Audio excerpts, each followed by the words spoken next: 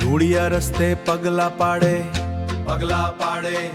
માટીમાંથી મૂર્તિ ક્યારે કાઢે ચોપડાના પાના ખાલી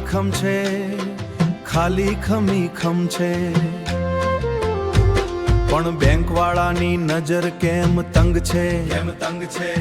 ઇનપુટ તો લીધું પણ આઉટપુટ ક્યાં ગયું